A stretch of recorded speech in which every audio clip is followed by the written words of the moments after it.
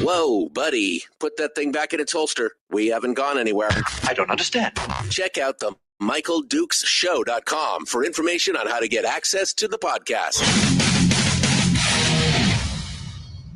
Welcome to the party, pal.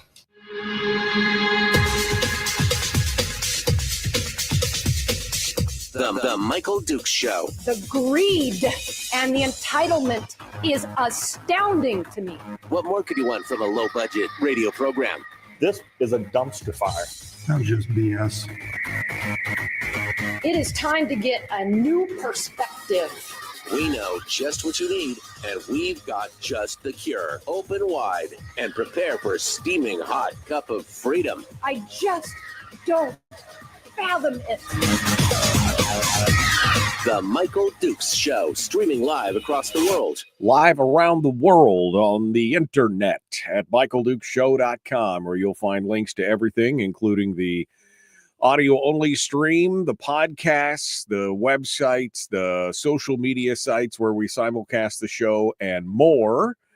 And, of course, live around the state of Alaska on this, your favorite radio station and or FM translator. Hello, my friends, and good morning to you on this bright and beautiful Thursday. It is, this week is just, oh man, the days, they just go screaming by. Welcome back to the program, and thank you for coming in and joining us. Today we have got, we've got a slew of stuff to talk about. And I think I just want to riff this morning. I've just got, sometimes I wake up and I'm like, okay, I wanted to talk about this, and this. And then sometimes I'm like, sometimes I just want to, I don't know if it's a rant or if it's just a chat about certain, I don't know. Today I'm feeling it though. Today I'm just feeling like stream of thought, stream of consciousness, for today. We'll see how it goes as we roll through this morning.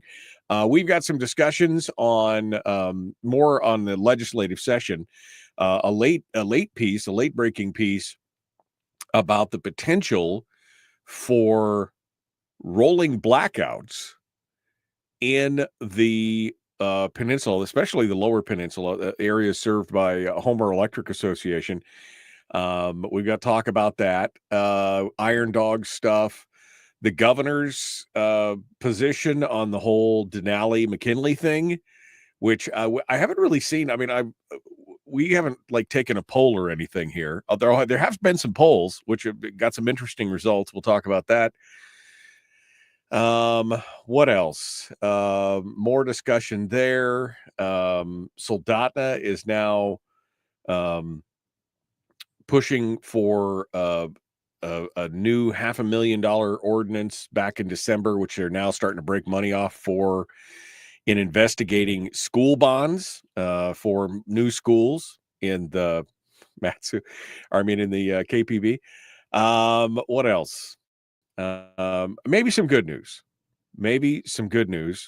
As well, and we'll see where we go from. We'll see where we go from here. It should be an interesting show today. In hour two,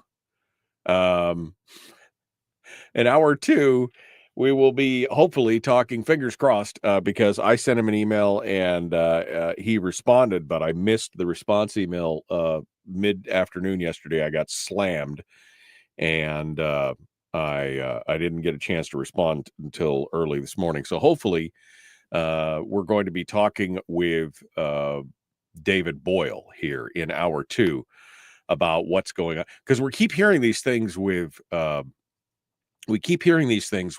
student counts and all these other horror stories about the number of the student teacher ratio in the schools and how it's bad. And we're going to see if we can get some straight dope on this. Okay. David Boyle just confirmed that he's here for hour two. So I sent him the link this morning and he's going to be joining us, because he did send me a history of what the student teacher ratio is, or pupil to teacher ratio is, for the last 5 years. And it really hasn't changed that much. Essentially, in all the different grades, it's essentially changed by one student. The class size has increased by about one student for almost all of the grades, with the exception of the 6th through the 8th grade. It went up about 3 or 4 students per classroom. But again, I said this the other day, I think that as the kids get older and they're easier to work with, I mean, I know maybe that's optimistic, but as they get easier to work with and as they get into the older areas, it should go up. Because, I mean, again, how shocking is it for some of these kids to go from a student teacher ratio of 30 kids in a class to walk into a college course where there's 100 kids in a class? Anyway, so we're going to talk about that with David, and because that's been a new sticking point. That's been a new or not sticking point, but talking point for a lot of the pro education spend folks. I've seen it come up here in the last few discussions over the last week or so. They're starting to talk about PTR, pupil teacher ratio. I keep wanting to say parent. But the pupil teacher ratio, as you know, this is a horrific thing.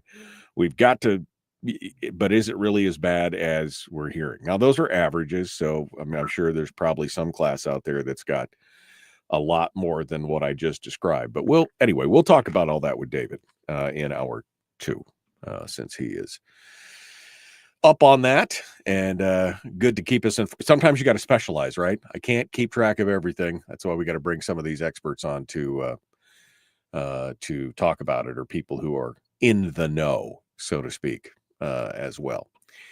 What else? Proposals, Denali, the thing, legislative session.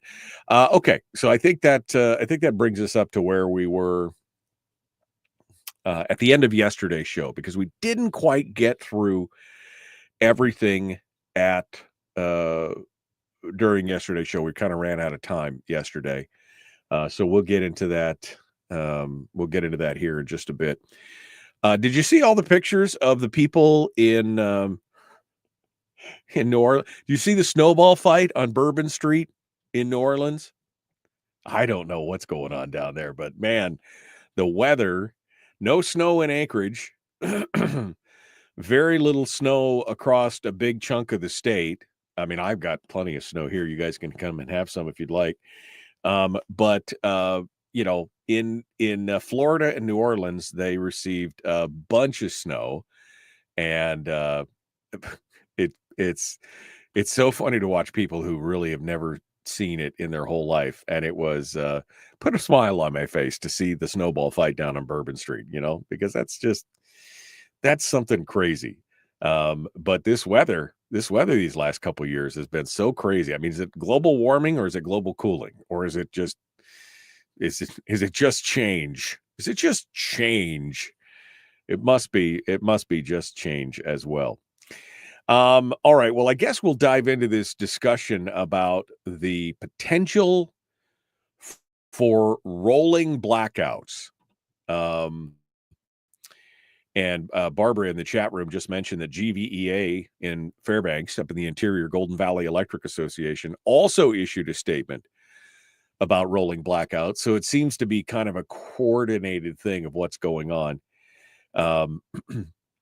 According to Nat Hurst over at the Northern Journal, these two Alaska utilities and state consumer protection attorneys are now warning about the risk of rolling blackouts amid the intensifying shortage of natural gas. Now, they say it's not imminent. They say it's not going to happen tomorrow. Likely, it would develop only in a cold snap or any other scenario that tested the grid, right? That really put a power strain on the grid. And they say the risks appear to be rising as the fuel supply diminishes. In 2022, that natural gas supply generated about 2/3 of the electricity used in the rail belt, which is the area stretching from down here on the Kenai all the way through Anchorage and Matsu, and then north into Fairbanks along the intertie into the interior. Now, as we know, because we've been talking about it incessantly on this program, Hillcorp warned that it would not be renewing those binding supply contracts with the utilities, and that is part of the problem. Now, we down here are facing a bigger issue than many areas of the state because our contracts in the areas served by HEA, Homer Electric Association, are going to expire in like 8 weeks. The end of March, I think, mid to end of March, those ongoing contracts will expire. So there will be no price certain amount of gas. The gas will still be available. It just won't be available at that price, at that certain, guaranteed price. That's why Hillcorp said it would not renew those binding contracts. For the next year, the 25,000 members of HEA, which is based down in the Kenai here, will be depending on what's known as an interruptible, quote unquote, gas supply, meaning the seller isn't contractually obligated to provide it in the event of a shortfall. And so now HEA is facing an issue. Executive at other rail belt utilities, fearful that Homer Electric may turn to them for backup power, are warning they can only do so much, and that they say rolling service interruptions could be a reality for Homer's customers in the future. Oh, man. MEA, which is in Palmer, has a dual fuel power plant that can run on diesel in the event of the gas shortage. They say it could be used to provide backup power, but only up to a point, partially because of particulate and air pollution restrictions. So oh man, they can insure it, but it's going to be tough to keep the lights on for HEA members. Meanwhile, other expiring gas supply agreements are contributing to an increase in the risk of outages in the interior. GVEA warned last week its 36,000 members that a worst case scenario could result in short-lived rolling blackouts as well up there.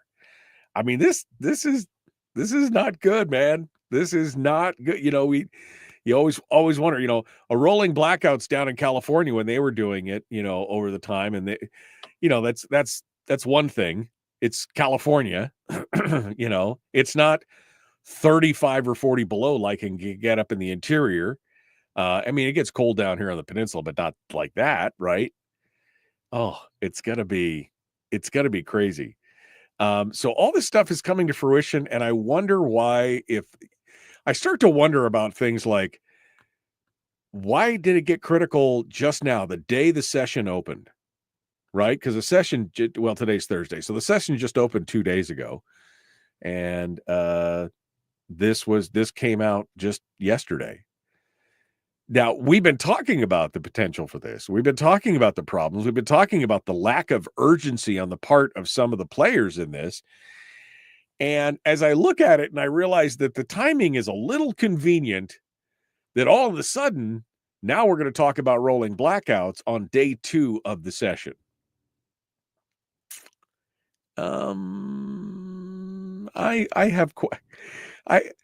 Maybe it's just the cynic in me, right? Maybe it's just the cynic in me that looks at this and goes, wait, it wasn't a problem last week, but now it's a problem. I mean, it was a problem last week. Don't get me wrong. I'm being a little hyperbolic there, but now we're going to start talking about rolling blackouts on day 2 of the session.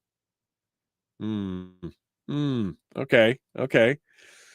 Again, I get this feeling that they're really, really want Uncle Sugar to bail them out. They're really getting to that point. Anyway, we'll continue this discussion in just a moment. Don't go anywhere. David Boyle coming up in hour 2. The Michael Duke Show, common sense, liberty-based, free thinking radio. Back with more here in just a moment. Just a moment. Back with more.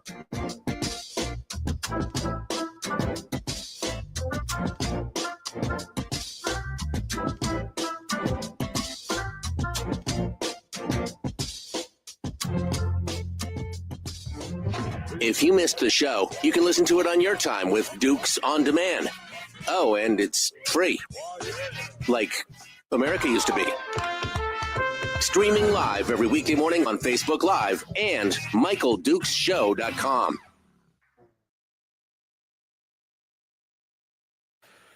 Okay. Hello, my friends. Hello. All right. I'm going back through here to see what.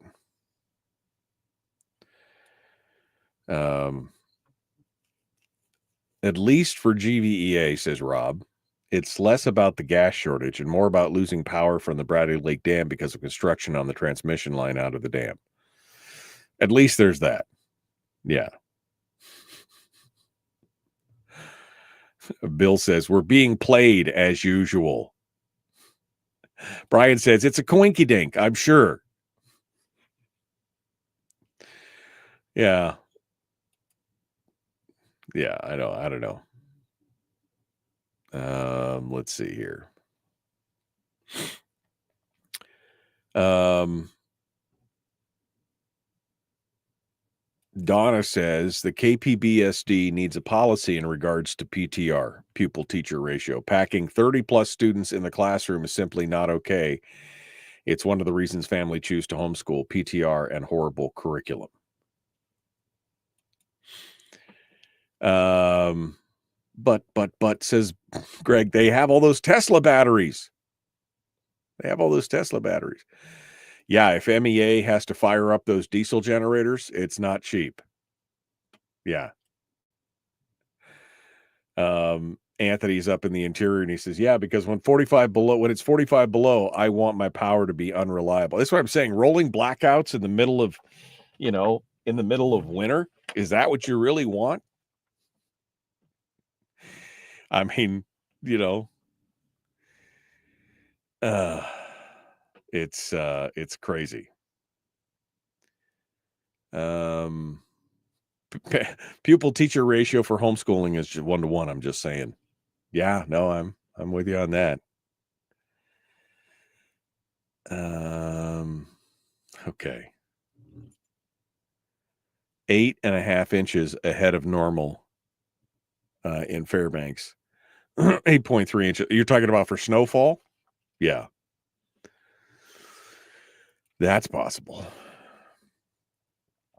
Donna says, Listen to the January 13th KPBSD school board meeting at 1:51. In response to me asking how much money is spent on curriculum and materials, Superintendent Holland's response was, quote, "I'm really mad. People who can't even balance their budget at home are trying to tell me how to balance the budget." Wow. Okay. Yeah. She said the condescension and disdain when the public asks a question is real. He's an expert, don't you know? He's an expert. Yeah. It's an expert. Okay. And yeah, Rick saw my post about the pint of cream. Terry needed a pint of heavy whipping cream. I'm like, okay, I'm gonna be downtown. I'll get it. And I went into the store, and it was $7. $7 for a pint of whipping cream. I mean, the guy was just, this is madness. $7 for a pint of whipping cream. Which, I mean, that's what you pay for a whole half gallon at Costco, right? Now I realize that's Costco, but $7 for a pint, 2 cups of whipping cream.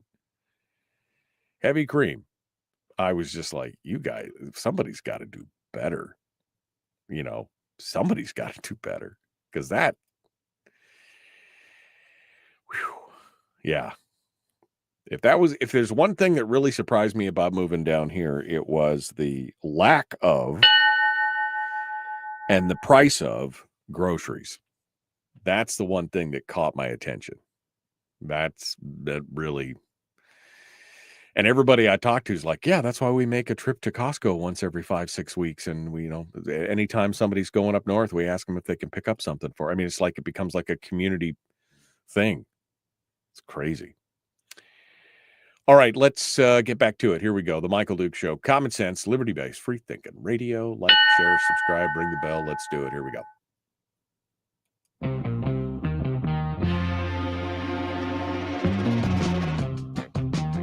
The Michael Duke Show. Seriously humorous with a pinch of intellect. Sorry. That is humorous. Here's Michael Dukes. All right. Good morning. Welcome back. The Michael Duke Show. Common sense, liberty-based, free thinking radio. All right. So we're talking about these rolling blackouts. And this was from there was a news story here that I read, I don't know, it was a week ago or a week and a half ago. And it was talking about the, when the RCA was asking questions, and they had I think it was the chief executive for HEA up on the testimonies block. And they said, are you concerned about not finding, not having a gas thing? And the guy's like, well, it's not one of the things I lose sleep about. And here we are now saying, oh, there might be rolling blackouts. Maybe we should have been thinking about this, or this is more critical. Again, Homer's gas supply is the Homer Electric's gas supply is going to, the contract expires in March. When they were looking for fuel to meet the needs for next year, Larry Jorgensen, the chief power production officer, said that they could not find any. Let me just say that again. They could not find any gas suppliers. He said the situation is not good, and it's not what any of us desire. But we are tasked with trying to do the very best we can given the situation at hand. If anybody has alternatives that are viable, we're willing to listen, because right now nobody's offering us anything. Here's your viable solution. Get on the gas import train right now. 2027, right? That's when it's going to hit the whole place. But HEA, you guys are at the tip of the spear here. You guys are at the pointy end. You're about to run out. You know what you should have been championing importing gas right now, because you don't have any other options. What? If anybody's got any alternatives, I mean, we're willing to listen. It's right there. this whole, I mean,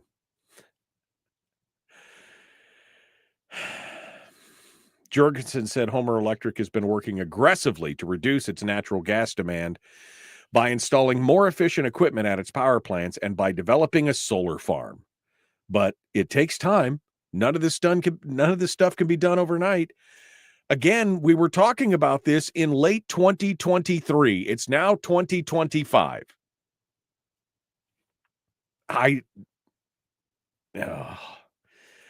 Asked about the likelihood that Homer Electric's interruptible gas supply could result in inadequate power or rolling blackouts, Jorgensen said the question was incredibly speculative. Incredibly speculative. I don't care if it's speculative or not. It's probably the top question on people's minds. You had one job: provide power to your customers. And now you may not have the fuel to do that. And people are asking, well, what could happen? And you're like, well, that's incredibly speculative. I mean, what? Now, in contrast, the Matanuska Electric chief executive explicitly warned that that risk, that the rolling blackouts is entirely possible that Homer Electric may not receive enough gas to meet its demand over the next year. So the chief executive of another utility is saying it's entirely possible that HEA may not have enough gas to serve their customers. I mean, what is going on? This is they said that Izzo, the guy from Matanuska, said MEA said that they addressed those to the Regulatory Commission of Alaska, which has not yet approved Homer Electric's interruptible supply agreement. And the MEA folks said the commission told the commission that the railboat utilities should develop a letter of agreement framework that would guide how backup power could be sold from one to another in the event of shortages. I would think they would have that in place already, but I mean, okay. Now, Fairbanks has a little bit of a different situation. It's not so much the lack of gas as it is Rob Byers made a comment in the chat room earlier. Said it's not so much the lack of gas as it is about losing power from the Bradley Lake Dam because of the construction of the transmission line. They're doing some work out there, and apparently it's causing some issues.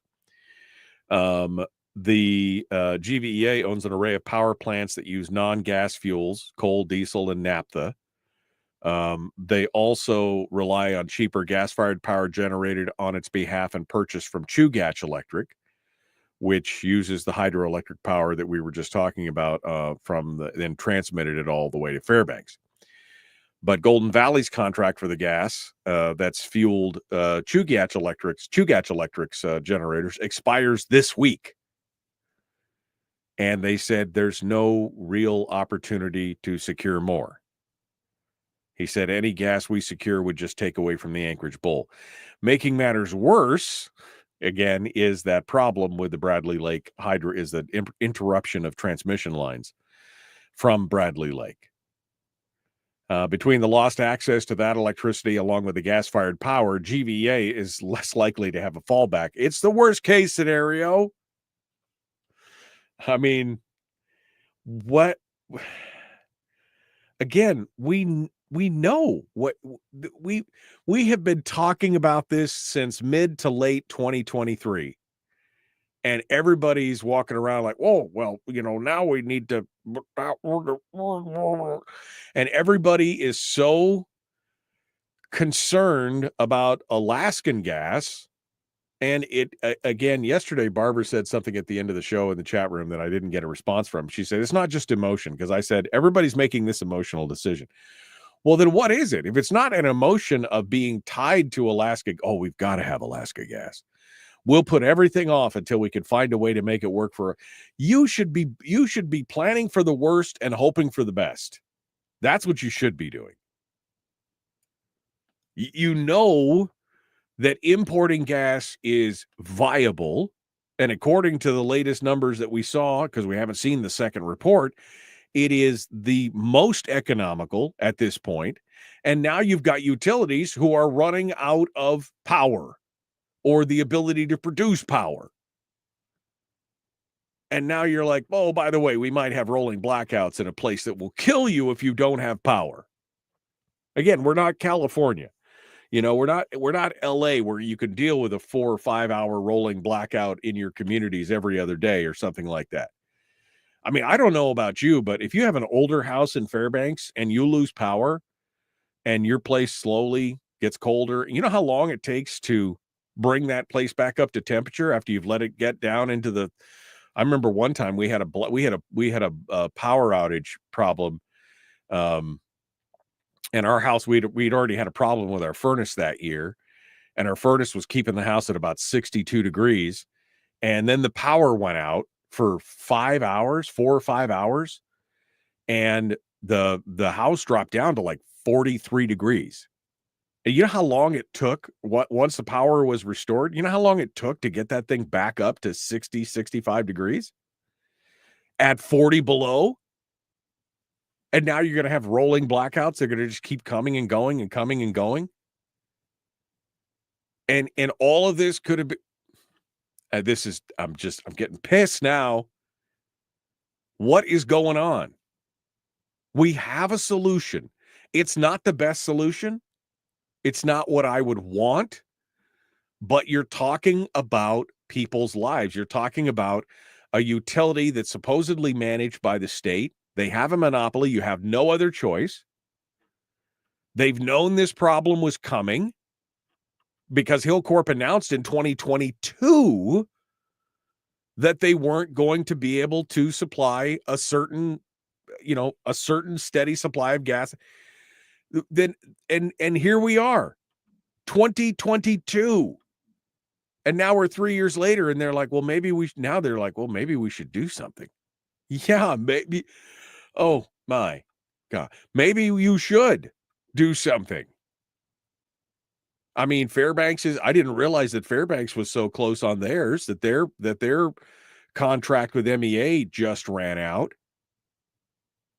Expires this week. The Golden Valley contract for the gas that's fueled Chugach expires this week.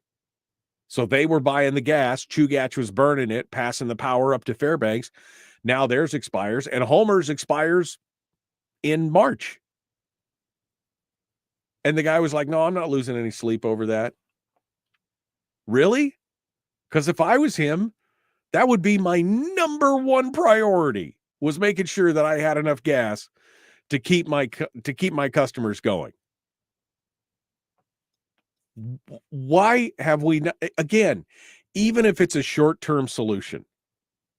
You know, they talked about the floating LNG gasification or regasification plant or whatever that they're talking about. It doesn't have to be something permanent.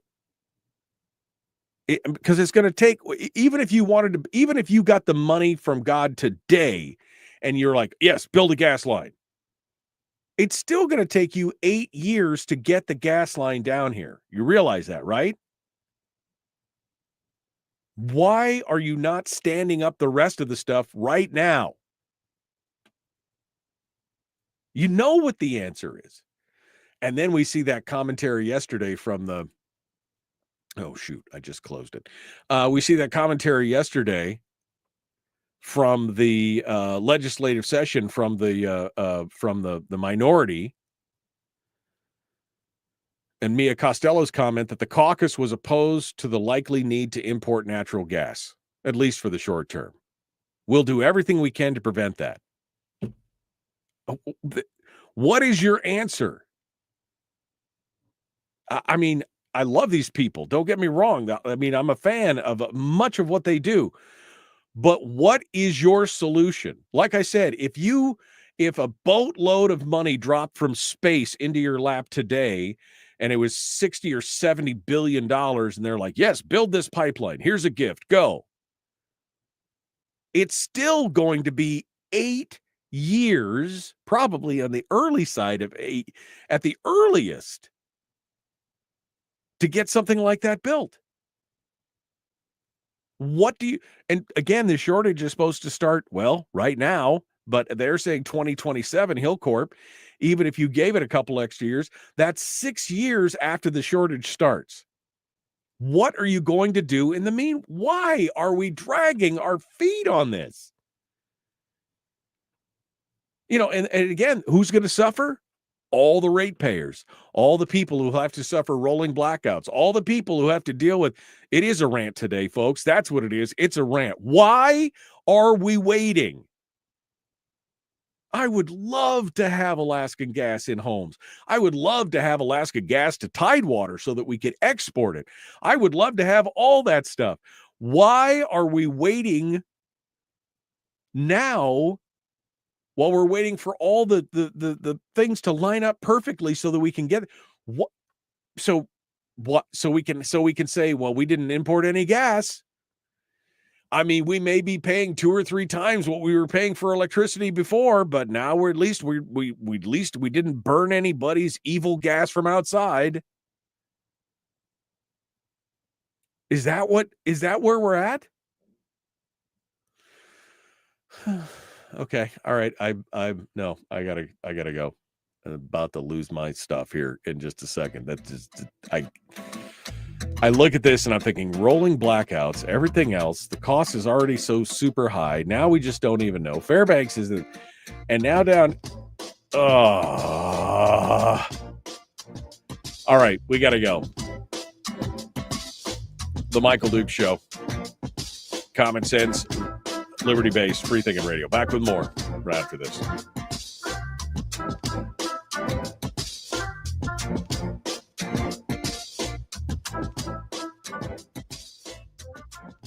We're broadcasting live through a series of tubes. Allowing all of these entities to provide streaming stuff going on the internet. Well, it's kind of hard to explain. Sorry. Streaming live every weekday morning on Facebook Live and MichaelDukesShow.com.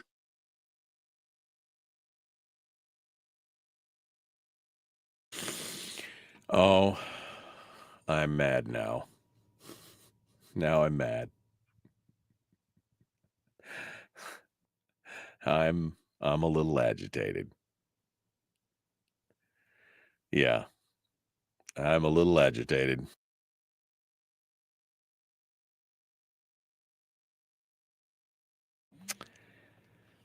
Oh.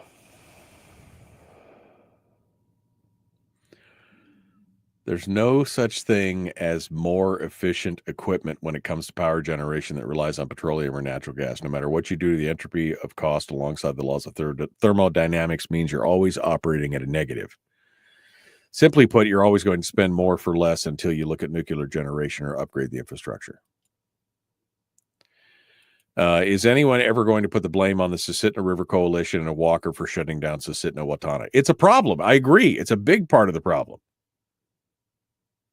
But again, Golden Valley is not a co-op, it's a monopoly. Every time they're doing something to save us money, whatever they ask us, they ask for an increase, doesn't save us a penny.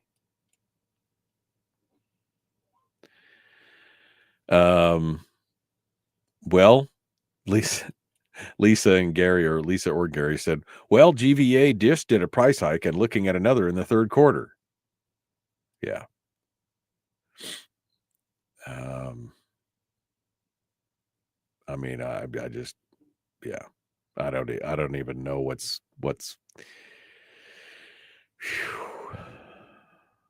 yeah. Frank says 4 hours, 22 minutes and 19 seconds. Your house will be back to 68 degrees. It took over 4 hours for my house to come back up to temperature when it was at 43, when it had come down to 43 degrees or whatever. I mean, it's crazy. Barbara says Fairbanks is trucking LNG to Fairbanks from the slope. Okay, that's great. And I understand that. but they can't do it at the capacity needed to make a huge difference, right? That's part of the problem.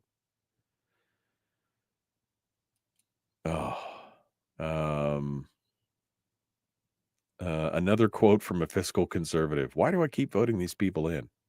Yeah. Okay. From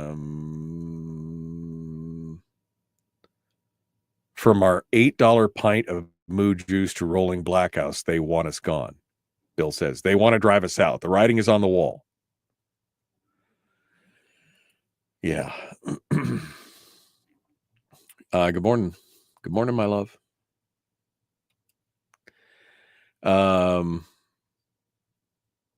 Let's see here. The Susitna-Watana is fraught with its own technical problems. I mean, I don't know why we aren't exploring more hydro and as Anthony has mentioned, this Nick salt, the nuclear salt batteries. I don't know why we're not talking more about that, because those are, I mean, that's really the way of the future. That is the way of the future. Fund development will be unavailable. If we do not develop the known resources, we will sacrifice electricity for heat by winter of 2028. Total gas demand, runway of cooking, I guess. I'll have to take a look at that and study that a little bit more. Thank you for sending it. Yeah, the nuclear problem. I mean, yeah, that's the thing. We interviewed, I forgot his name. I just dug it up the other day because I wanted to bring him back on the program. We interviewed one of the gentlemen who was one of the inventors of that Nick salt battery, nuclear battery that they're going to be putting in at Eielson, I guess, to try things out. And it was a super interesting discussion. And now we're talking about geothermal as well. Yep. Thank you, Rob. They're actually opened up the side of Redoubt. Was it Redoubt? I think it was Redoubt that I was talking about the other day for potential geothermal. But yeah. This whole thing is just, I don't even know what to say.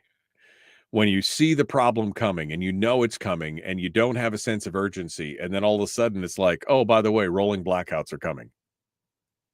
What?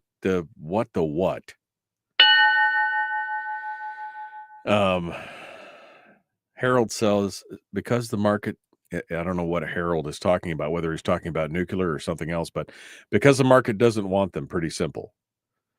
Well, it's because the market's been terrified by all the horror stories of everything else, but nuclear is the way to go if you want long-term, in the future, sustainable, always there. That's the direction we need to go. If we could just get over our prejudices.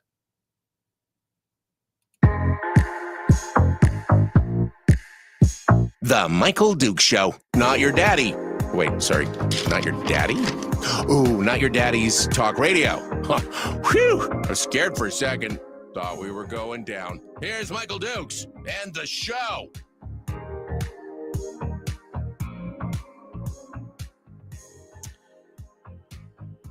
Okay.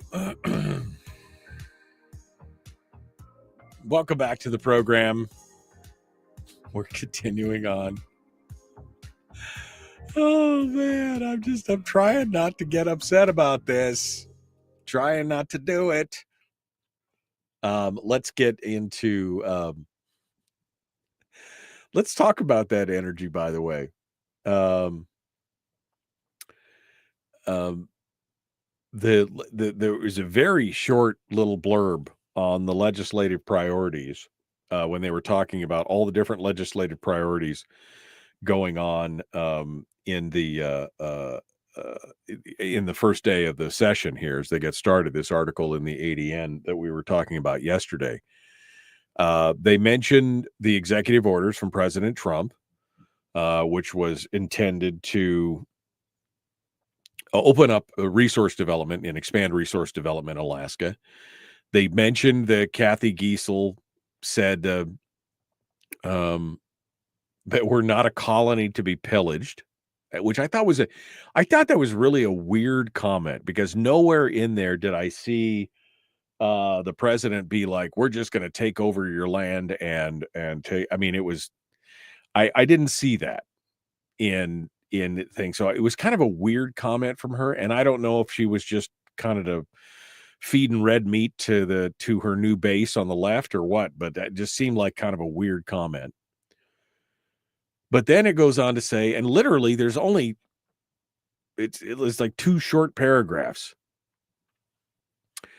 Legislators are set to grapple with the looming shortfall of Cook Inlet gas, which is the bulk fuel used to heat and power South Central. Well, not just South Central. As the other article points out, it's the rail belt from home down here at the end of the spit on Homer all the way up to Fairbanks. That whole thing is powered in part by Cook Inlet natural gas. Now, Barbara did point out that in Fairbanks, they are still trucking gas down from the North Slope. But the problem there is that they don't have the supply. They don't have the ability to be able to get the quantity. They couldn't run the whole city. They couldn't run the whole interior on gas because they don't have enough trucks. And it would be a thing, right? But the whole state is running the rail belt is like where the majority of the population lives. The road system, right? From the spit, from the end of the highway down here, down the hill, all the way up to Fairbanks. It's all dependent on one intertie and rail belt and energy grid exchange. And so this is really important. And yet we get this quote that said the caucus is opposed to the likely need to import natural gas. It's a likely need. First of all, they acknowledge it's a likely need. And then they said they're opposed to it, at least for the short term.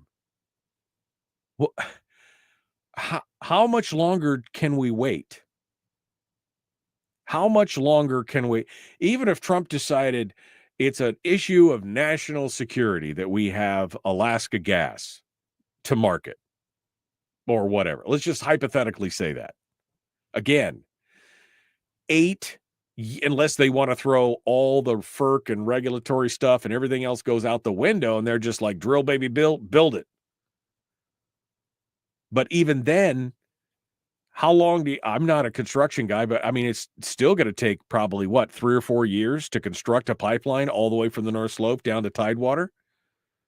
It's still going to take time. Even if you cut it in half, that's 4 years. And we're starting to run out of gas now. GVA out of gas now. Homer Electric out of gas in next month, in March.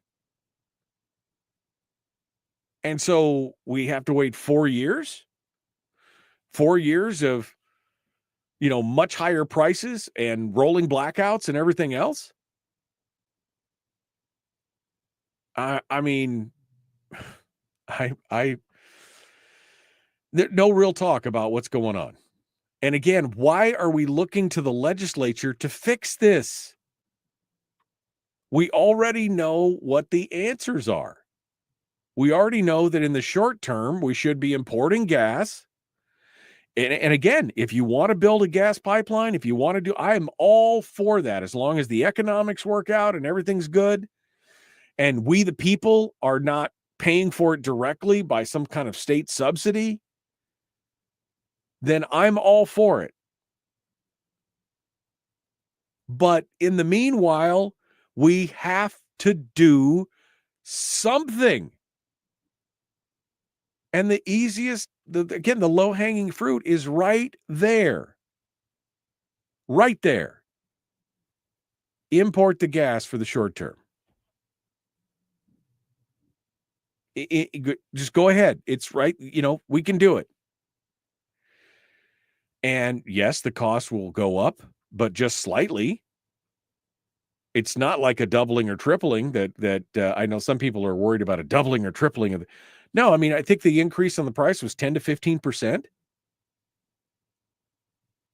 So why are I want somebody to tell me, and I really haven't been able to get a good answer either on the air or off the air, because I've asked off the air as well. Why are we so hesitant to import gas? I mean, some of the responses have been, well, they could cut us off at any time. We would be held hostage. That's not how it works. I mean, maybe if you're making a deal with Russia and Russia's at war and you piss them off, I guess that could, but in most other places, it's a deal, right? They're not just going to cut you. And what are we talking about? I think they said three tanker ships a year's worth was the amount that I heard being thrown around. So what is the real reason? Why are we waiting? Why are we waiting till the last minute to get to this point? It makes no sense whatsoever to me. And maybe somebody else out there can explain it to me, but I'm looking at this, and the one thing that makes a society free and productive and allows us to do other things is access to cheap, affordable energy, or at least maybe not cheap and affordable, but at least affordable, reliable energy. Affordable and reliable energy. And if now we're going to be facing rolling blackouts and all these other problems, I mean, why did it take this long to get to this point? I mean, again, I want to make the point, Hill Corp announced it in 2022 that they were done, that they would no longer be able to guarantee supply at a fixed rate. They would not be renewing their binding contracts in 2022. And then in 2023, there was a lot of discussion. They did the plan. They had that first report that came out and said that essentially that importing natural gas was going to be the most affordable and reliable way to make it happen. And ever since then, everybody's been dragging their feet. Well, we can't do that. We don't want to do that. The legislature, no, we don't want to do that.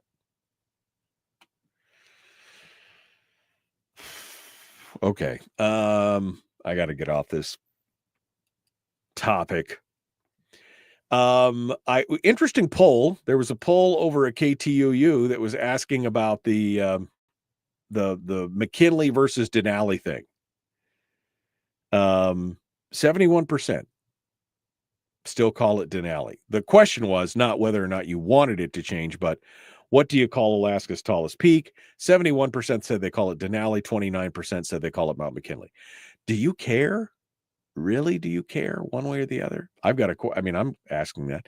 Even the governor, when asked about all the executive orders and asked specifically about the renaming of Denali, he said that he would have to speak to, how did he put it?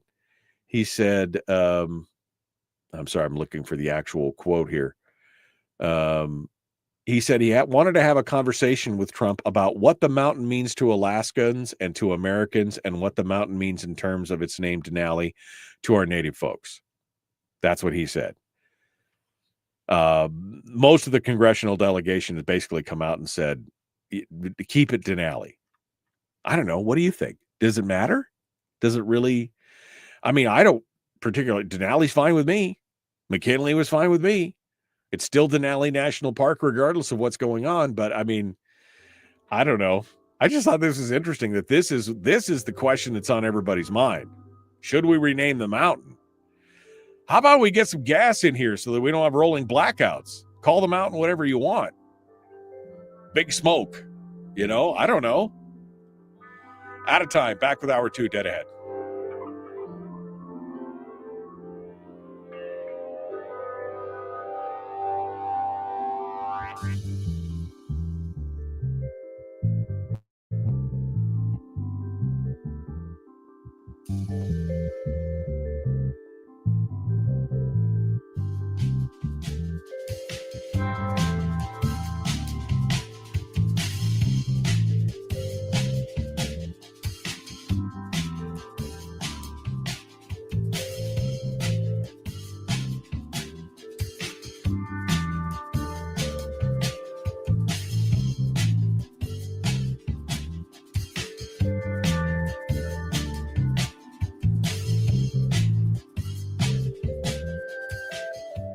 Okay.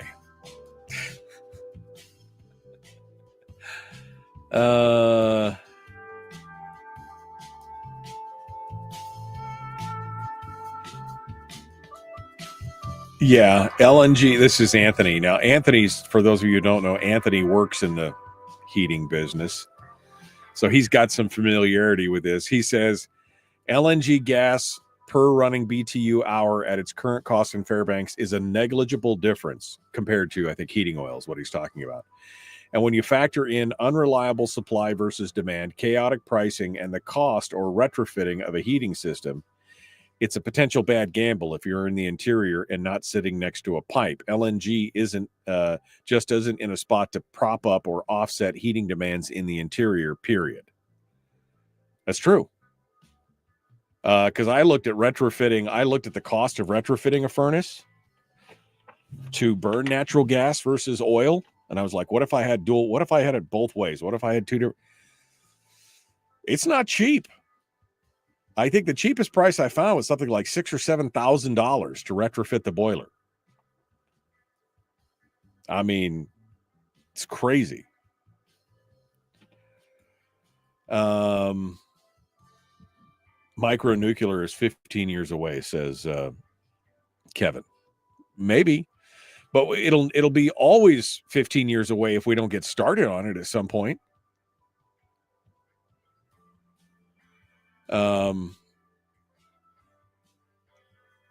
I agree, Harold, that hydrogen is something that needs to be explored in a big way. Now that they're finding more ways to develop and actually mine hydrogen out of the ground, because the problem with hydrogen, of course, was always the creation of hydrogen. Because hydrogen, basically, it took electricity to make hydrogen, to split it out. That's the easiest way to do it, but it's also the most expensive energy-wise. Now that they're finding more ways to be able to basically pump hydrogen out of the ground by, what do? They inject something into different geological formations, and it basically gases off hydrogen. I can't remember we were just talking about it here a few weeks ago. Maybe Brian remembers because he's got a geology background, but maybe that's it right there. Brian says, I think you can thank Jeff Bezos for part of that. He funds a big part of the NRDC, which is vehemently opposed to nuclear energy. Yeah. And all these people that want to shut down. Susitna River Coalition wants to shut down West Susitna coal power as well. I mean, they just why doesn't everybody just move out of the state? There you go. Shut it all down.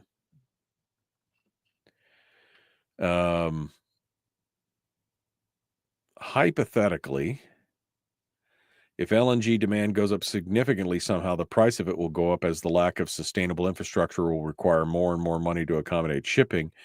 And all the while, since demand of diesel and heating oil demands reduced, the cost of it will go way down. It will be a perpetual grass is greener cycle. Yeah, I got that.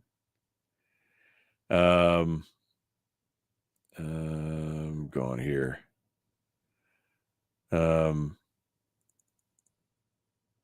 Safe travels. Okay. Nuclear captures a large specific portion of the grid and doesn't leave room for any competition because they can't match the prices. Is that a bad thing at this point? You know? How long did it take to build the Alaska pipeline? Let me Google that for you.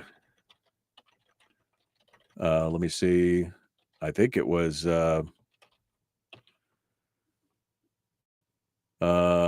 3 years and 2 months is what it says.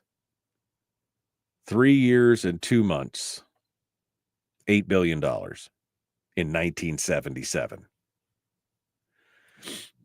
So, like I said, 4 years. I think 4 years is a generous time frame for that area. Again, assuming that that all the permits are in place and everything else. But you can put up a casino in 48 hours, says Bill. Yes, that's true. That's true. We talked about that yesterday. Okay. Okay. Instead of no, can't we just say yes? Cackle, cackle, cackle, cackle. I sound like a gun control advocate because we must do something. Okay. I mean, should we just sit around and wait for the lights to go out, I guess, at this point? Is that what we should just sit around and wait? We just wait for the lights to go out. No big deal. Don't worry about it. Okay. Well, we're 30 seconds out. I see David's in the room. David, let me bring you on real quick. David, can you hear me? Yes, Michael, I can hear you. Can you hear me? I can hear you. You sound great. All right, I'm going to put you back in the green room, so don't go anywhere. We'll be right back to you. All right, we got to go. The Michael Duke Show, common sense, liberty-based, free-thinking radio. David Boyle up next. Let's go. Here we go.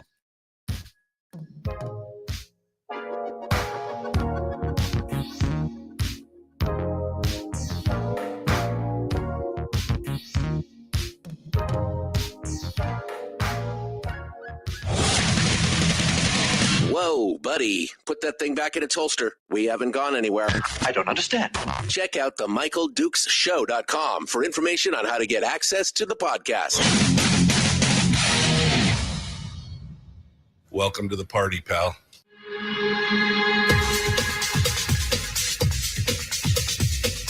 The Michael Dukes Show. The greed and the entitlement is astounding to me. What more could you want from a low-budget radio program? This is a dumpster fire. That was just BS. It is time to get a new perspective. We know just what you need, and we've got just the cure. Open wide and prepare for a steaming hot cup of freedom. I just don't fathom it. The Michael Dukes Show, streaming live across the world. Live around the world on the internet at michaeldukeshow.com and across the state of Alaska on this, your favorite radio station and or FM translator. Good morning and welcome back to the program, my friends. Hour 2 of the big radio show. I apologize. I got a little wound up in the last hour. I'm just a little agitated to watch people who are our leaders basically spin in place and not decide where they're going because of on this energy thing, even though we've known it's coming, we know it's a problem, and yet they refuse to look at the number one, the short-term fix. It doesn't have to be a long-term fix. It could be a short-term fix for our problem. But I'm not going to get back onto that. We were talking about gas in the Cook Inlet and the rolling blackouts that they're now saying are possible for Homer, the lower peninsula, and up in the interior in Fairbanks. So I'm going to stop talking about that now. Okay, I promise, because I'm agitated. We're about to talk with David Boyle, who is an education advocate. He writes for Must Read. He's a frequent guest on the program to talk about education issues. And we're going to dive down deep into this with him because we're already seeing the handwriting on the wall of this discussion about a $1,900 BSA increase and what is the better way to do it. We're going to talk about that. Coming up on tomorrow's program, which is Firearms Friday, for those of you who are keeping track at home, our guest will be David Kodria from the War on Guns blog, and from he writes for Guns Magazine's Firearms News. He's the guy that helped break the Fast and Furious story, the Gunwalker scandal of the Obama administration. He's been around a day or two, and so we'll talk with him tomorrow on Firearms Friday, along with Willie Waffle and more. But let's dive into this discussion right now about education, because we know that education is going to be one of the, if not the biggest discussion that's going to happen in the legislative session this year, because it's what everybody's been talking about, and they want to increase the BSA. That's what they're stuck on increasing. They don't want a one-time increase. They want to bake an increase into all future years of what's going on. And now we're starting to see some of the talking points come out, including things like PTR, pupil teacher ratio, and more. on this. Every school district across the state appears to have a deficit. $17 million in the Fairbanks, or $16 million in the Fairbanks area, $17 million down in the KPB. The Mat-Su's got a $22 million deficit. And the Anchorage school district has got like a $89 or $90 million deficit for the coming year. And so it's all about getting them more money. That's where it's at right now. So to talk with us about this and to talk us through some of this is David Boyle.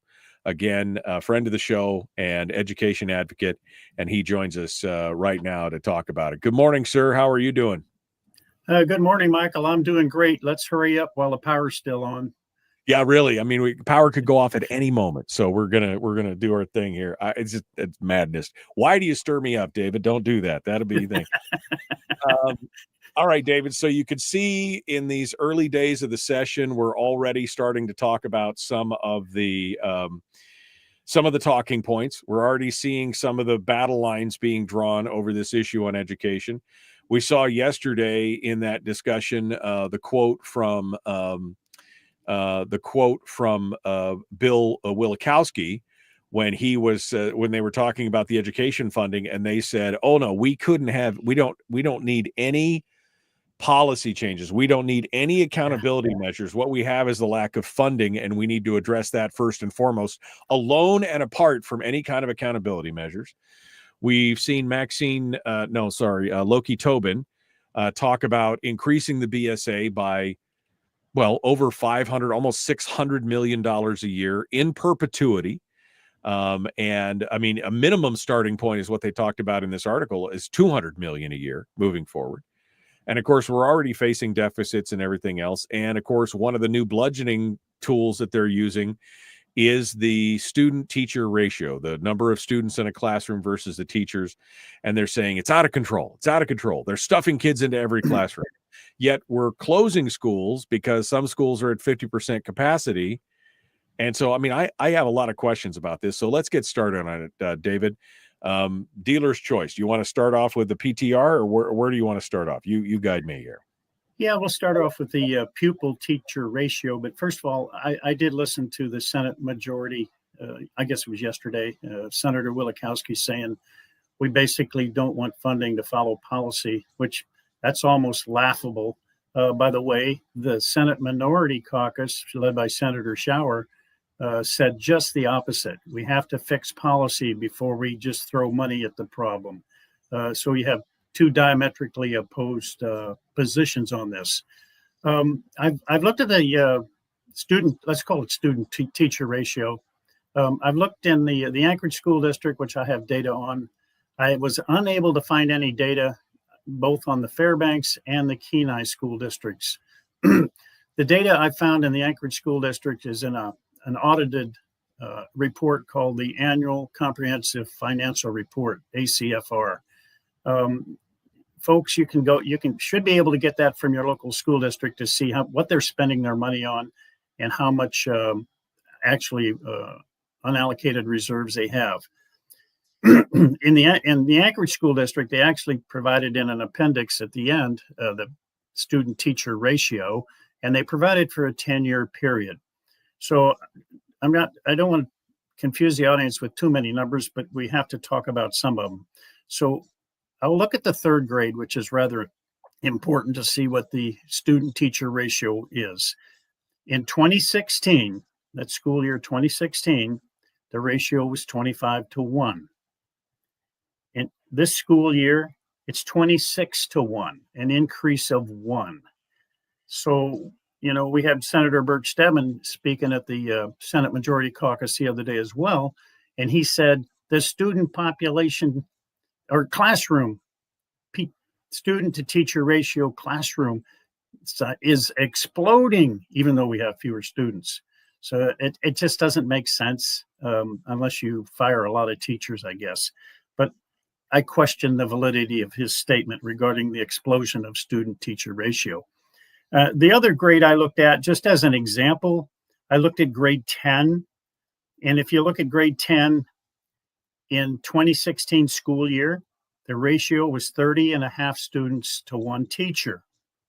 If you look at that in 2024, it was 31 and a quarter, an increase of not even one student per teacher. Now, granted, these are all averages. In some classrooms, they may have 35 students. They may even have upwards of 40 students, like in a math class, like what happened when I was in school.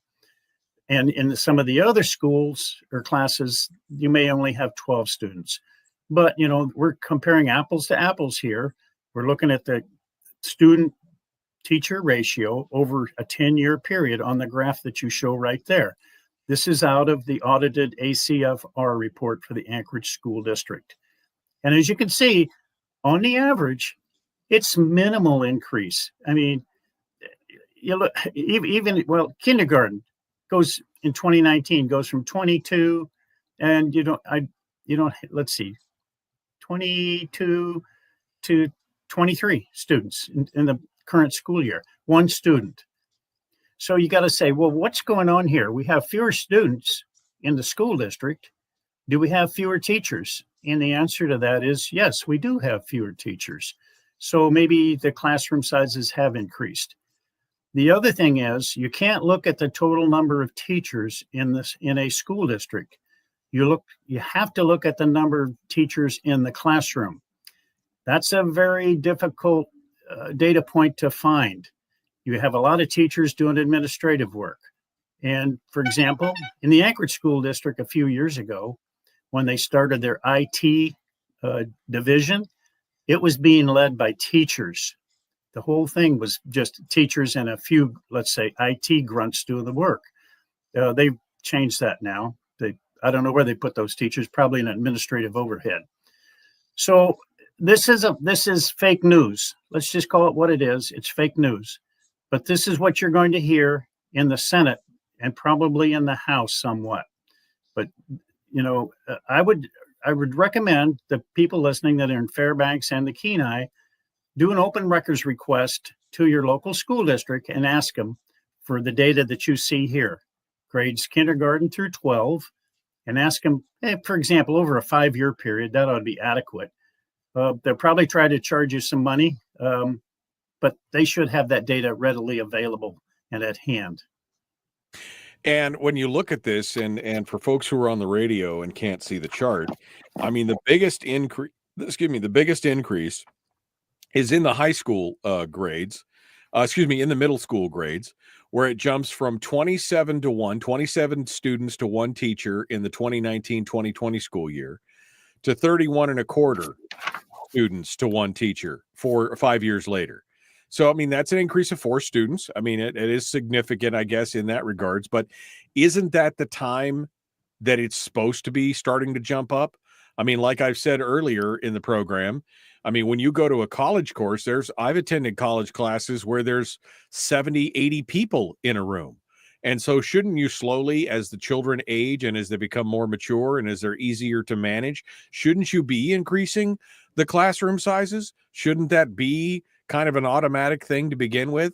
I mean, 30 students in a high school class, that should be a no-brainer. That should not be a big deal. 30 or 40 students, 50 students, that should not be that hard, because by that point they should be getting close to adult enough to be able to at least be manageable.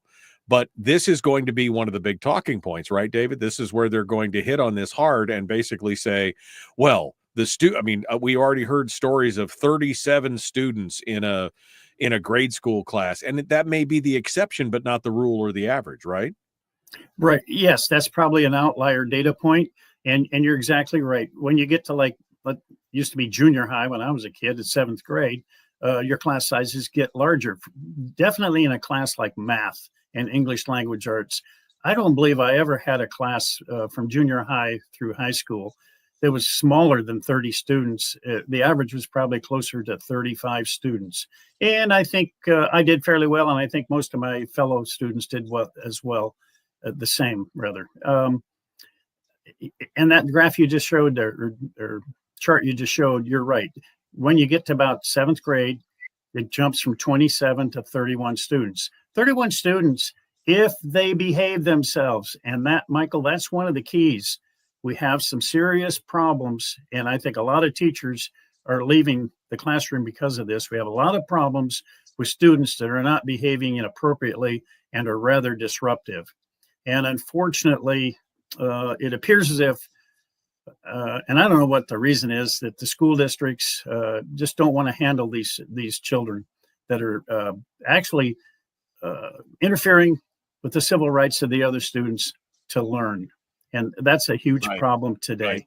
Well, we definitely need that discipline issue to be handled as well. I mean, that's a separate, and more money, I don't think is going to necessarily fix that on the way out the door.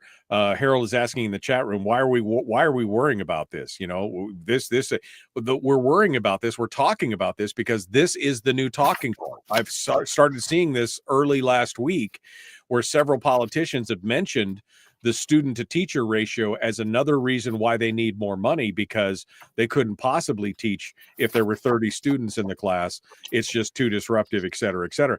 That's why we're talking about this right now, because they're also overblowing the disparity in the teacher student ratio as well. So that's one of the reasons why we're talking about this. We're talking with David Boyle, senior contributor for Must Read Alaska, education advocate and a friend of the show. We're going to take a quick break, and when we come back, we'll have more with David, and we will continue this discussion. Don't go anywhere. The Michael Duke Show, common sense, liberty-based, free thinking radio. We'll be back with more in just a moment.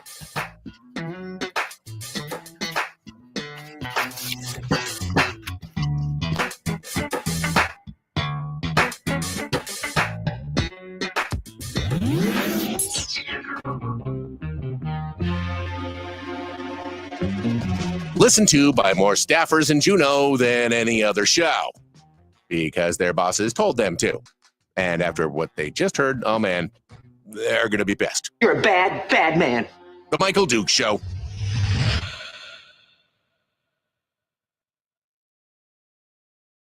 Okay, David Boyle is our guest. We're in the break right now. I'm sorry. I'm going back here. And again, Harold, that's why we're talking about this, right? To me, this should be a non-issue. This should not be a big issue, especially looking at that chart. And I'll pull that chart up again just so that you guys can see it and take a look at it. It should not be that big an issue when you look at the chart and you go, well, that's not that big an increase. I mean, sure, it's a jump in junior high or middle school, whatever you're calling it today. There is a jump in there, but it's still 31 students. It's not that big a deal. The problem is they're going to use it and make it a talking point. They're going to make it a big deal, which is one of the reasons why I wanted to bring David on to talk specifically about this. And Harold, you yourself have talked about how putting money in the BSA is not the way to fix this, which I agree with. And so we need to talk about that as well. But again, that is the big push right now. The big push is we need to put that money in the BSA. And again, that locks it in for, in perpetuity. And that's part of the big problem there. David, what are some of the other, you said you couldn't find the numbers for Fairbanks and the Mat-Su. Because we heard some anecdotal stuff yesterday that there were some classes in the Mat-Su that had 36, 37 students in it. Again, if it's a high school class or even a junior high school class, I don't have a problem with that, because that's what should be happening. They should be getting more, they should be getting more mature, easier to handle, et cetera, et cetera. And if it's not the case, then we do need to talk about policy. Because the policy then becomes, how do we handle the discipline in those areas if the kids are not being disciplined, right? Yes. The Mat-Su, let's call it an outlier, and probably one of the finest examples of the 5 largest school districts we have in Alaska. I wouldn't say 37, 39 students in a math class in the Mat-Su school district is a problem. I think their students are probably, I'm not sure, I'll just make this anecdotal comment that they're probably better behaved than the students in the Anchorage school district. By the way, I have a good friend that is a teacher in the elementary system in Anchorage. And he said, after the first year of teaching, the students are feral. In other words, they're wildlife, uncontrollable. These are first graders and second and third graders. I mean, and you can imagine what it's going to be like later on in middle school when they really start bullying each other. And I don't think the teachers are given the liberty and freedom to be able to manage their classrooms. So, in the old days, when you and I were students, you got sent to the assistant principal's office, and you weren't seen for probably the remainder of the day. You sat there, he gave you a book or whatever, and that's what you did. Today, there is very little discipline. Now we have this thing called restorative justice coming into the school systems, particularly in the Anchorage School District, that former board president Margot Bellamy is pushing right now, restorative justice.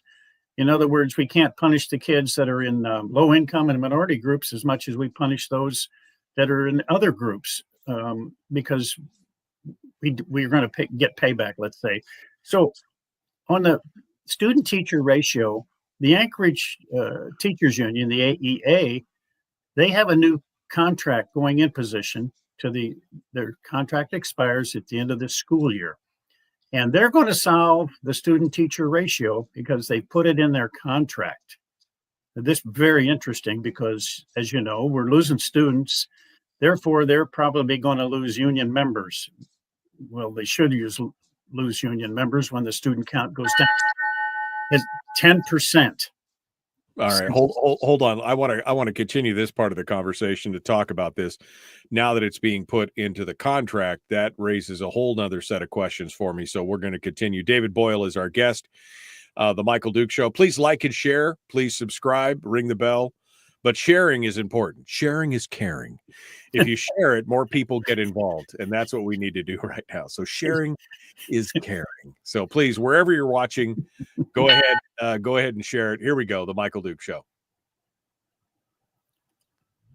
By the way, Michael, there's my high school picture, right? Public enema number one. Backwards, right there. Public enemy number one, which makes more sense. On the other hand, he's a little bit of a pain in the Michael Duke Show. All right. Yeah, I'm a pain in the something or other. Back here, the Michael Duke Show continues. David Boyle is our guest. I can see your high school picture there, David. Thank you for sharing that with us. All right. We are continuing on with David Boyle, senior contributor for Must Read Alaska, education advocate, friend of the show. He just brought up something near the end of the break there that I wanted to get back into because I found that very interesting. You're saying now for the first time that they are that the parent teacher, pupil teacher ratio, student teacher ratios are now being mentioned and included in the employment contracts for the teachers as well. What? So they won't have to have a specific number of, something more than a specific number of students, or how does that work?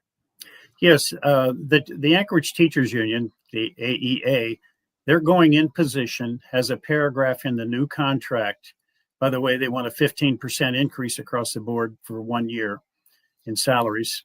They're going in position, and the contract has a paragraph where it says, members shall be compensated by addenda for workloads that exceed the following levels. Elementary educators will receive $250 per student per month for students in excess of the following levels. So if you have, let's say your classroom, pre-K, the limit is 18 students.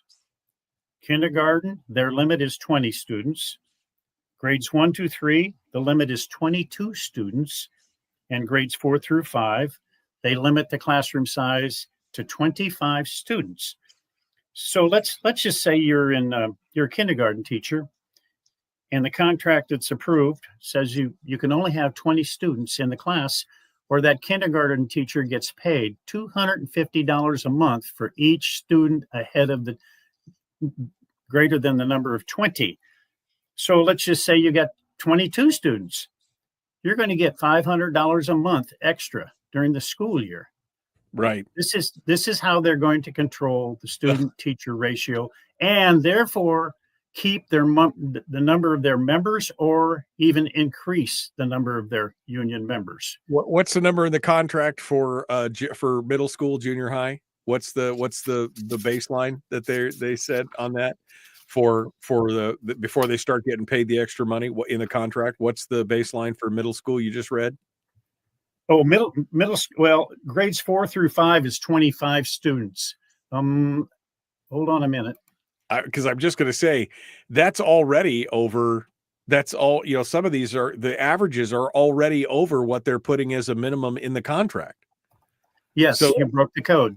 Yeah. So, I mean, if it's 20 in kindergarten and the average is already 23, that's the current average, 23, 24 school year is 23-1.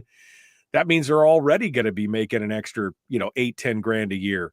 If it's even lower than that down in the middle schools, that's where they're going to make the real money. You're going to want to be a middle school teacher because you're going to be making an extra $1,500 a month. This is the first time this kind of stuff has been included. Yes, this is brand new paragraph added to the going in position for the teachers. Well, I'll call it the teachers union, even though it includes nurses, librarians, psychologists, etc.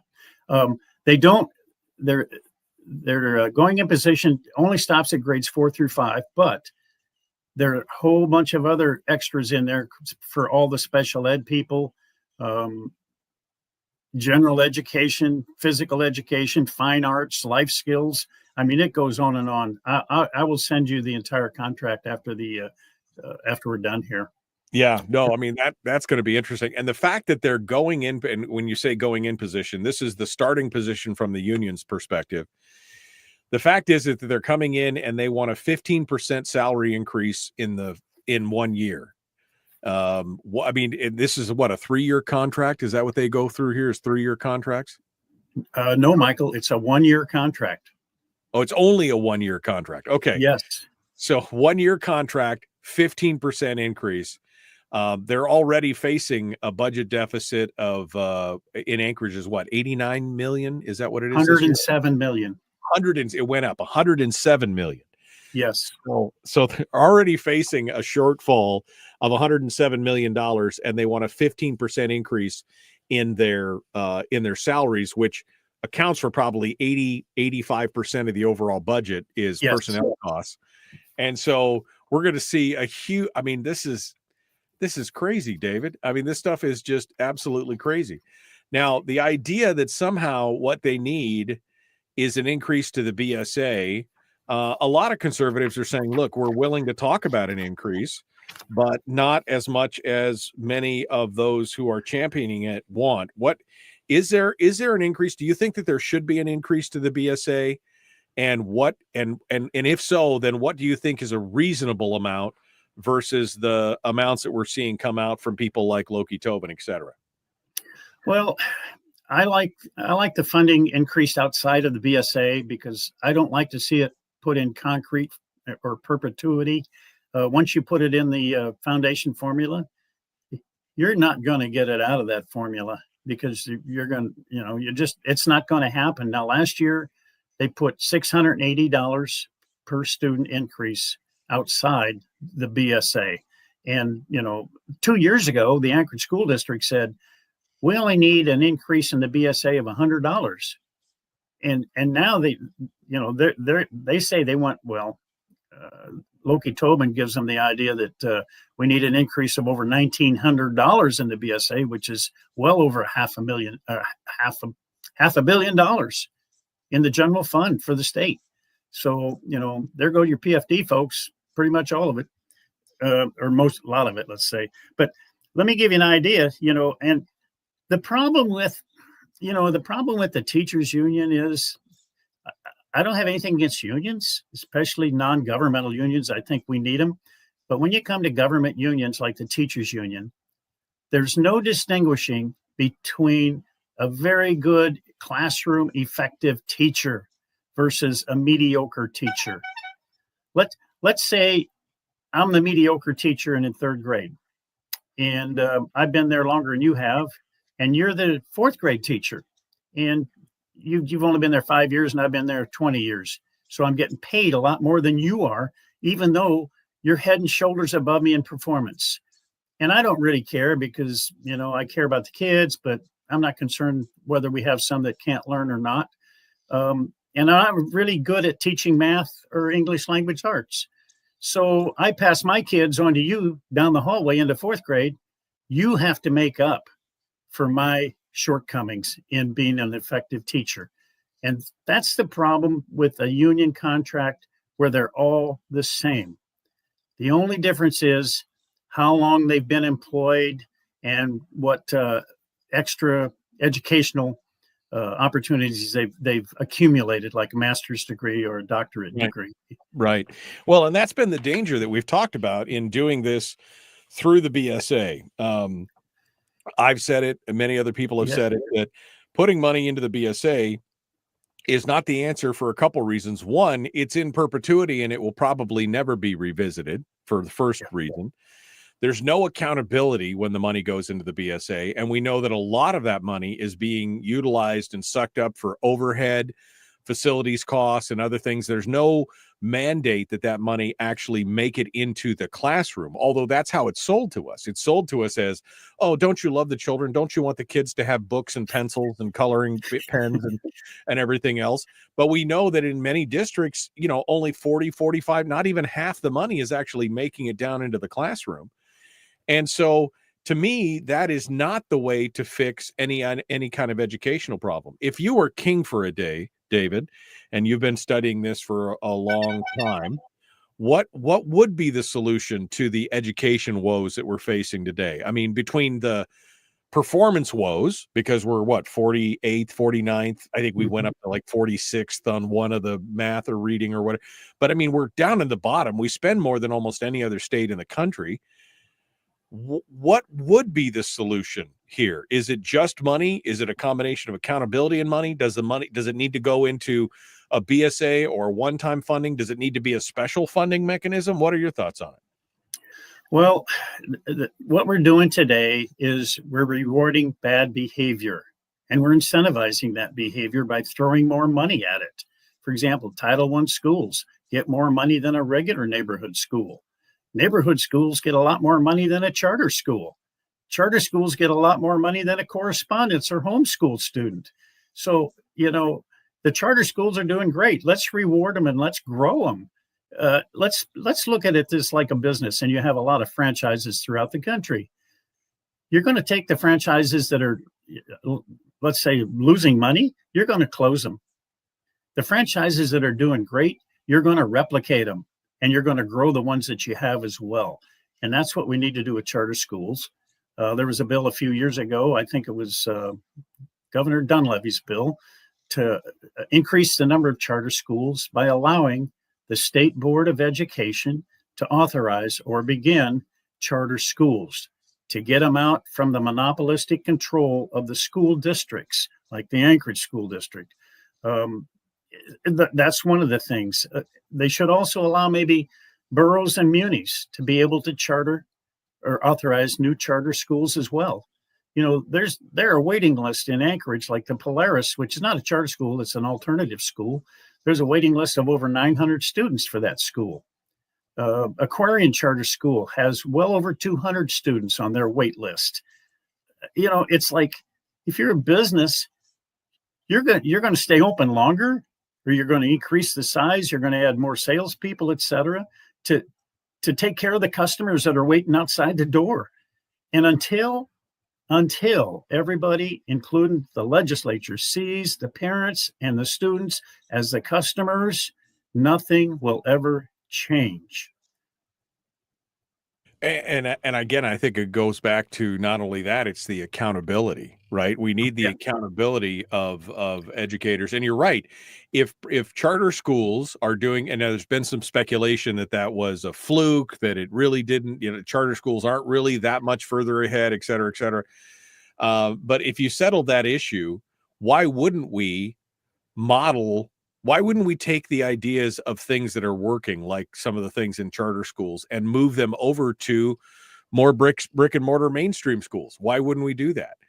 Or at least, as you said, remove the stumbling blocks for new charter schools to be created. If there's a demand, if there's a 200 wait list at one charter school and 100 at another and 200 or 150 at a third, you've got enough students there to create at least a whole new big school. Why wouldn't you do that? If that's where the demand is, why don't we move more towards that?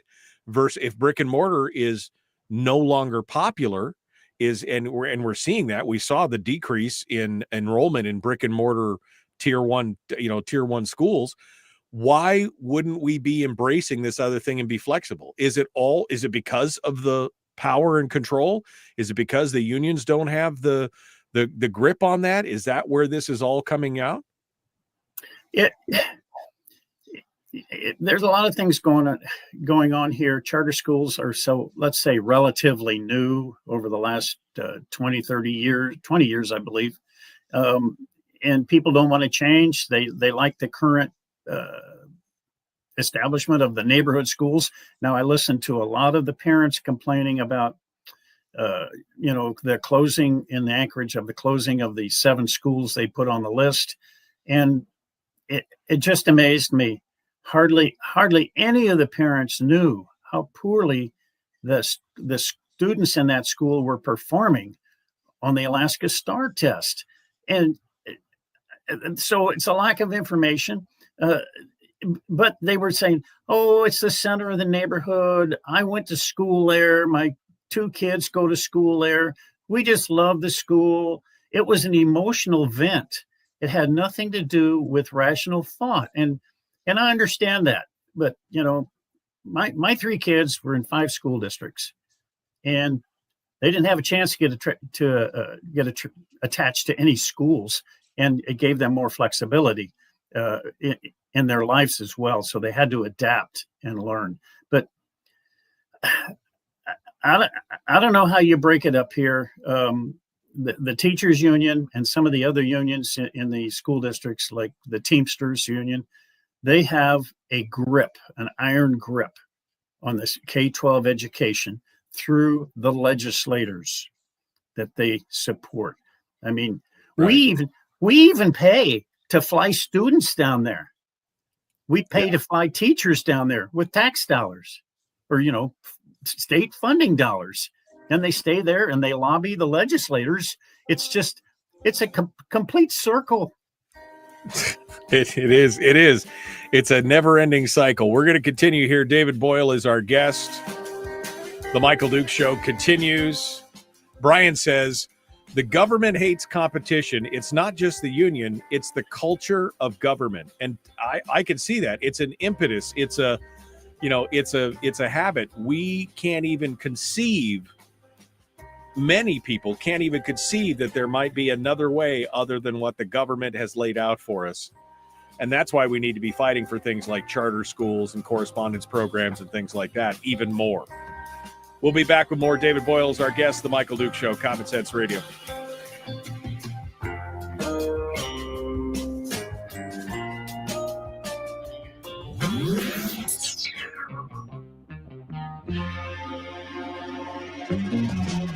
Running on 100% pure beard power. Oh, also some coffee.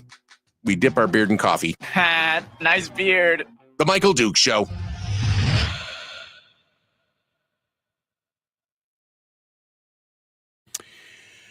Okay, we are continuing ahead in the break right now. David Boyle is our guest. I just lost something here. Hold on a second here. Close that. Okay, just lost one of my timers. David, here it is. That's why I couldn't see it. Melissa Burnett, who is the president of the school board in Fairbanks, has been in the chat room talking. Somebody asked her, Frank asked her, when was the last time the Fairbanks North Star school district had no budget deficits? And she said, not since I've been here. 7 years. 7 years they've been running a budget deficit. At some point, you got to say somebody's not doing their job. If this is a continuing crisis for 7+ years, we've got issues. If you look at this, and by year 3, you should be like, we've got if you're in a third year of a deficit, you've got like, no, this is not working. We've got to do something different. But they don't want to cut. They don't want to go deeper. And at this point, I think that's what needs to happen. There needs to be more cuts. Now, she also said earlier that she said, let's see. She said, we have a $6 million deficit after the school closures, which will result in a raise in the pupil teacher ratio after administrative cuts at the top. We've already cut programs, sports, aids, and ELP. We have nothing left. There's got to be something left, because you can't keep running a deficit. And I mean, something has to happen.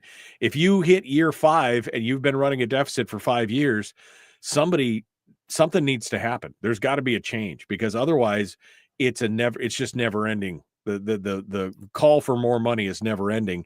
And the fact that you may be pouring exponentially increasing amounts of money into it and still having poor results just shows an absolute failure. Yeah, Fairbanks is being forced. Their hand is being forced into closing some schools. I don't have a real handle on the school closures up there regarding their student population.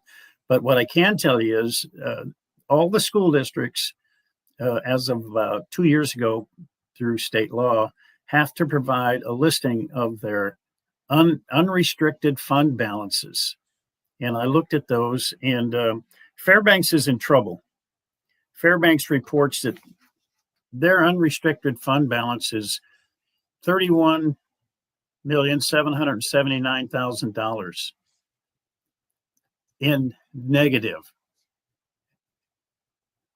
They're in the hole, $31.7 million in Fairbanks. Their fund, their unrestricted, they owe money, is what you're saying. They owe money. It's like your savings account. You owe the bank or the credit union $31.7 million. They're going to. I don't understand how you can do that. On the other hand, Kenai's not in bad shape. They've got Kenai has about $11.2 million in the green, so they have a surplus. And the Anchorage School District has $50 million in unrestricted fund balance. $50 million. This is as of October last year. These are the piggy bank savings that districts can use to fund emergencies, et cetera. Now, the state law says you cannot have over 10% in your unreserved, unassigned fund balance, but you have to have a minimum of 5%. The Anchorage School District has set their policy at 8%. So they have money that they can take out of their piggy bank instead of out of your PFD piggy bank to pay down some of their future, let's call debts, if you want to call it that. But I know Melissa knows a lot about Fairbanks, seeing she's president of their school board, but I would suggest they need to go back and revisit their employee contracts. Go through them, scrub them, and tell the bargaining units to come to the table. Otherwise, there will be no schools. And I don't know what the percentage of personnel salaries and benefits is probably. It's probably like Anchorage, 85 to 87% of their operating budget. Right. And that's true in any organization, be it governmental or private, is most of the time 75 to 85% of the costs are wrapped up in personnel costs. Right. So the Alaska School Board Association has went out to all their districts and asked them for some salary information. And for Melissa,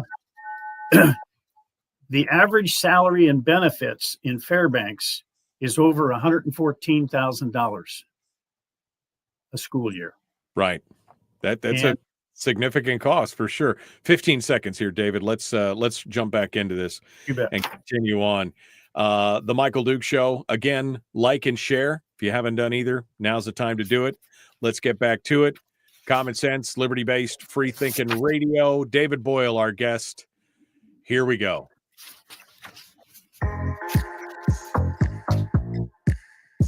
The Michael Duke Show. Not your daddy. Wait, sorry. Not your daddy?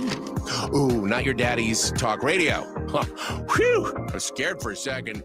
Thought we were going down. Here's Michael Dukes and the show. Okay, finishing up here, one final segment this morning with David Boyle, senior contributor for Must Read Alaska, education advocate, friend of the show. We're just looking at the fund balances, the unrestricted fund balances, which are essentially the savings accounts or the piggy banks for the various school districts. And some have got issues. Now, Fairbanks is in the hole $30 million in their fund balance, which I don't even know how you get a negative balance in your fund like that. I mean, there's some irresponsibility going on there, and I have questions on that. Some of the other places, Matsu, Kenai, 11, 10, 11, 15 million. You said Anchorage has got $50 million in its fund balance, which sounds good until you see that they're running a $107 million deficit, which obviously they can't cover with their fund balance. So how do we fix this? I guess, David, and I asked you this earlier, but let me re-ask it again in general, how do we fix this problem across the state? Because it's not just one district that has a deficit. It's like every district has a deficit. Melissa said the deficit in Fairbanks goes back more than 7 years. I mean, she's only been on the school board for 3 years, something like that. But I mean, it goes back 7 years. So this is a continuing problem.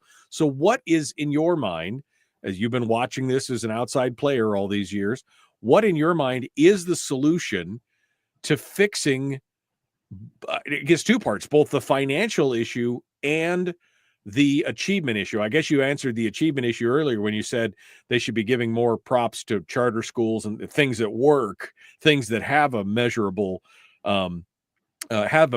response and produce a measurable result. But in the financial, how do we fix that? Well, Michael, let me add one more thing to how we fix schools.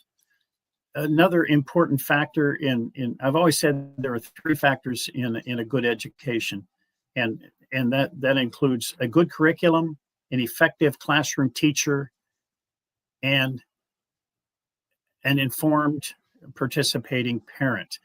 And we have too many parents that are not involved in their kids' education, and we need an effort, and it probably can come from the governor, I would guess, some type of program to really incentivize parents to get active in their kids' education and to know what's actually happening in the classroom, like so many parents learned back during COVID, looking over their kids' shoulders and getting them out of the brick and mortars into correspondence programs or homeschool programs. Okay, gosh, I forgot the question. Thanks for my senior moment. No. So how do we, I mean, again, you mentioned it earlier that scholastic, the achievement, if you want to fix the achievement, you look for things that have succeeded and done a good job, like charter schools, and you expand those options either by allowing more charter schools or adopting some of the policies and some of the things that are being done in charter schools in the regular brick and mortar schools. So you kind of answered the scholastic achievement question, but the money question, how do we fix this? If every school district in the state is running a deficit, how do we fix that? And is it a one-time funding? Is it an ongoing funding? Is it a funding issue at all? Or should there be more of a scolding, I guess, given to the districts to say, you've got to learn to live more within your means, or you've got to increase your local contribution? Now, I know some places are close to being maxed out on their local contributions, but I know in Fairbanks, I think they're at 74 or 76% of what they could be. So do they go back to the citizens, or should they be living more within their means? What's your thought? Well, I think it's maybe a combination of both. They could probably increase the local contribution. Anchorage has maxed theirs out up to the tax cap. The other thing is, I think we need to add, I do agree, we probably need to add some more funding outside of the BSA due to the inflation, for example, when supplies go up, et cetera. But Anchorage is going to be blown out of the water if this teachers union contract gets approved as is, let's say. I'm sure it won't I'm not sure, but it probably won't get approved for a 15% across the board salary increase. Well, even if it's half that, even if even if it's 7%. I mean, you have $107 million deficit. Your personnel account for 85% of your overall costs, and you're going to increase those costs by 7% right out of the gate. I mean, what's that? I mean, it's that's not sustainable. No, it's not sustainable. And let me tell you the other piece. First of all, I don't understand K-12 education. When you lose students, you get more money. When you gain students, you get more money. It's not a zero-sum game. The other thing that's really, really costing the school districts is health insurance. I mean, it's now currently the Anchorage School District, which I'm more familiar with, pays $22,000 a year for each teacher union member. That's going to go up to over $25,000 a year. So this is why they're asking. One of the reasons they're asking for money. The Kenai is they've got a tremendous amount of money going in for their health insurance per member. I don't know enough about it, but I need to research it. So what I'm saying is health insurance is a tremendous cost to every school district in the state. Well, and there was a proposal. I know Sarah Vance has talked about a proposal of consolidating the healthcare plans for all 53 districts, and I think part of the university, and something they were talking about consolidating it, and that could potentially save upwards of, I think the number was $50 million a year or something like that, because these are all these different schools. They're on different plans. There's no quality or bulk discount, I guess I should say, on these things, where if you had, instead of a bunch of different single districts dealing with somebody, if you had 53 different districts, you could really create that kind of economy of scale kind of thing going on. And yet they've pushed back against it. Yeah, there was a bill a few years ago.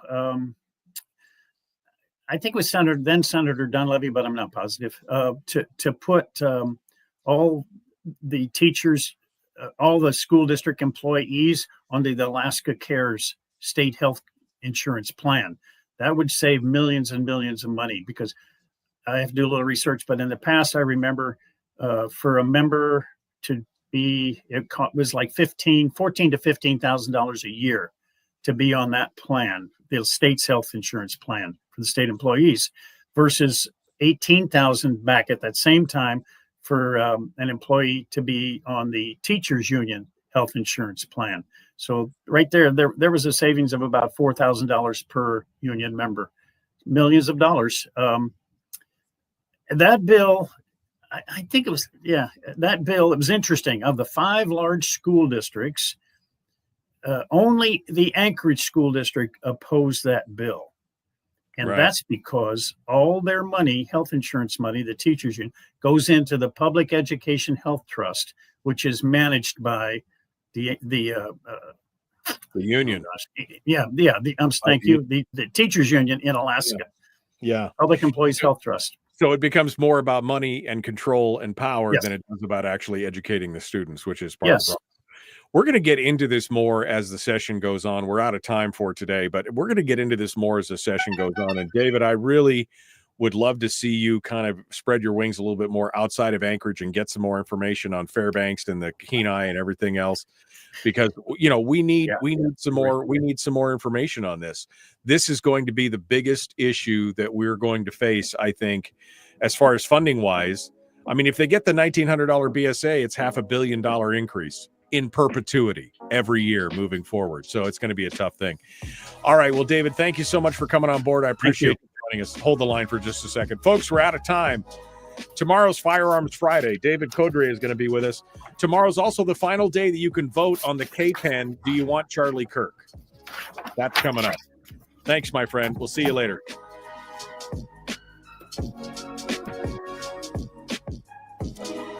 All right, David, any final thoughts here before I let you go? No, not really, Michael. Just as you said, K-12 education is going to be the big issue in the state, in the legislature. I see that Senator Matt Clayman from Anchorage has sponsored, I believe it's SB 36, regarding increased funding for K-12 education.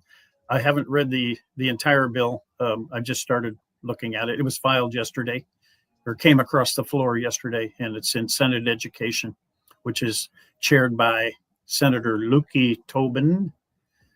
So anyway, Right. look forward to listening and coming back to talk to you about the other school districts.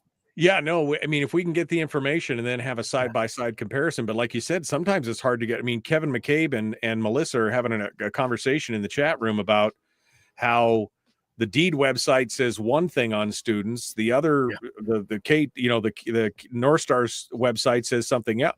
I mean, it's hard if we can't. Decision making is easy once you have all the facts, said George Patton, right? But if you can't get the facts, or you get conflicting facts because they're all coming from different areas, we need more transparency in this to be able to try and understand it. I agree with both of those, Kevin and the other individual, that I've noted that on the state's webpage, where they have the per student cost, it's different than what you see in the audited report, the ACFR. That's a complete disconnect. No, in fact, I just saw Kevin just sent me the latest from the state report card website, and it says that we're spending 12,500 and whatever it was here, the number, the magic number, 23,502 spending per student for the 23-24 school year. 23,000 per student, and we still can't. We still can't. Is that the keynote? Where is that? Is that statewide? Statewide. Well, so Michael, the other problem is we still don't have the student count. Yeah. That was taken in October. Yeah. Boy, it should be nice to get that, wouldn't it? All right. Well, thanks so much for coming on board. I appreciate it, David. Thank you for being part of it and sharing with us. I hope you continue to write more for Must Read, and we'll see where we go from here. Thank you very much, Michael. Appreciate it. All right, folks. We are out of time. We got more coming up tomorrow with Firearms Friday. Be kind, love one another, live well. David Codrea tomorrow. That should be fun. Appreciate you coming on board. We'll see you then. Have a great day.